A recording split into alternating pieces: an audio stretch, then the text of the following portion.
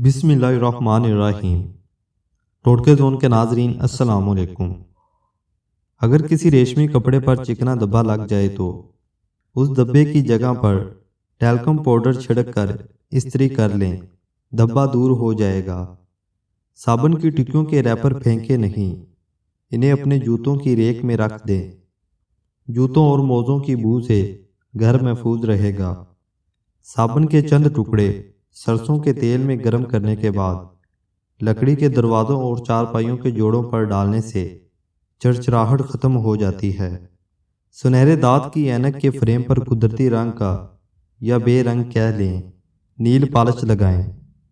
اس طرح کبھی کبھی یہ عمل کرنے سے اینک کا سنہری فریم عرصے تک اپنا رنگ محفوظ رکھے گا۔ گوندے ہوئے آٹے کو محفوظ رکھنا ہو تو اسے دودھ کے صاف خالی پیکٹ میں رکھ کر فریج میں رکھ دیں۔ کافی دیر تک یہ آٹا روٹیاں بنانے کے کام آ سکے گا۔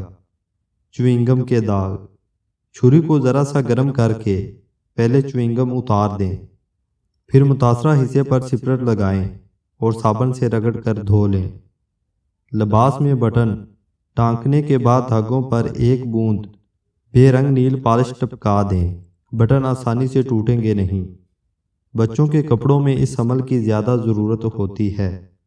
سفید بال سیاہ کیجیے۔ سفید بال سیاہ کرنے کے لیے درمیانی جسامت کے 2-3 آلو لیں، ایک لوہے کے برتن میں پانی ڈال کر بھگو دیں، 2 دن بھیگا رہنے دیں۔ پانی اتنا ہو کہ اس سے سر دھل جائے، اسی پانی سے سر دھوئیں۔ چند مہینے یہ عمل کرنے سے بالوں کے سفید ہونے کا سلسلہ پہلے سست اور پھر رک جائے گا۔ نکسیر بند نہیں ہوتی۔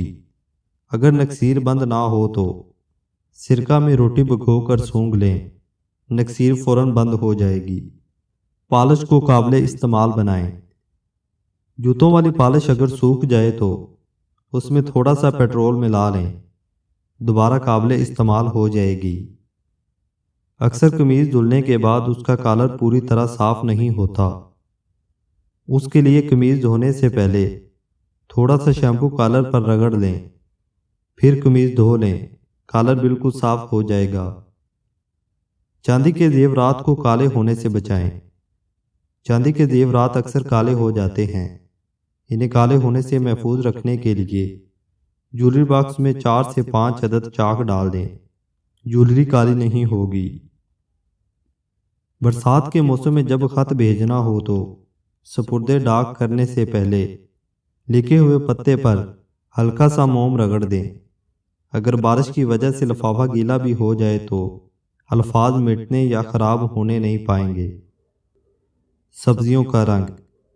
سبزیاں کاٹتے وقت عموماً ہاتھوں اور ناخنوں پر ان کا رنگ آ جاتا ہے، جو کہ بہت خراب لگتا ہے۔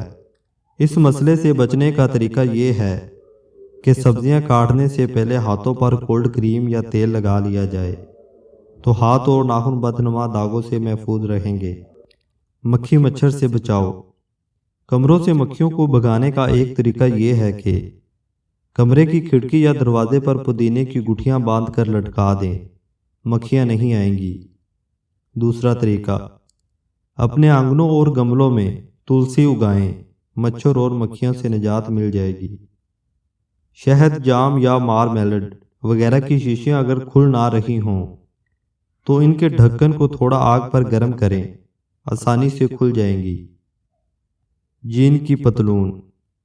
جین کی پتلون وغیرہ دھوتے ہوئے ٹب کے پانی میں 4 چمچ سرکہ ملا لیں، جین کے کپڑوں کا رنگ خراب نہیں ہوگا۔ گوشت جلدی پکائیں۔ بعض اوقات گوشت جلدی پکتا نہیں، اس کے لیے اس میں لہسن کے درمیان والی 1-2 ڈنڈیاں ہنڈیا میں ڈال دیں، گوشت آسانی سے پک جائے گا۔